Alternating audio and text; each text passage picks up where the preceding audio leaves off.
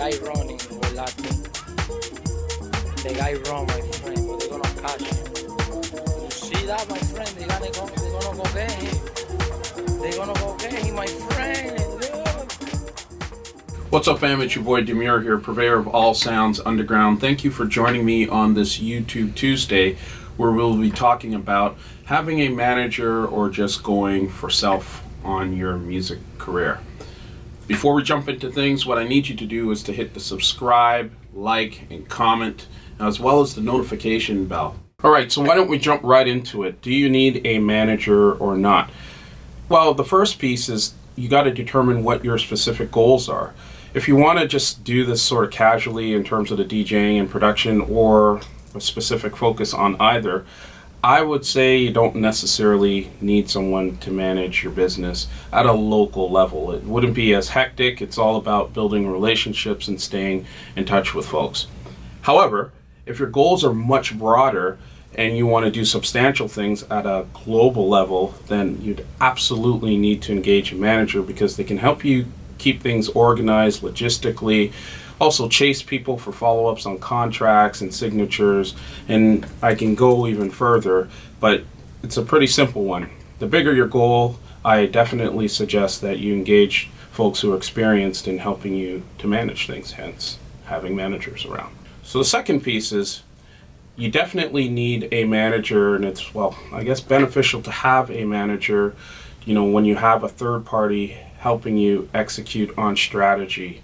And what I mean by that is having a manager sort of keeps the conversation clear and helps you to define, based on your goals and what you want to achieve, the best ways to go about achieving those goals. Sometimes it becomes very overwhelming to deal with all of these things as a sole individual, while at the same time needing to be creative. I do have some business acumen, but personally I do find it extremely beneficial to have an individual that is sort of overseeing things, looking across the board, and based on my goals, making suggestions as to what makes sense. I'm not saying you no longer need to be the person signing the checks or making the decisions, because my perspective is that managers and agents work for you. It's not the other way around. You are the artist. You are responsible for creating the music and just overall being creative, but you need people to help you execute on getting the right gigs and appearing in the right publications and engaging the right people on a consistent and frequent basis. Doing it yourself, I think, would be overwhelming. And this leads me to the last point. I would say you are good to go it yourself if you're keeping things locally and your goals aren't super large and you want to make massive impacts at a global level.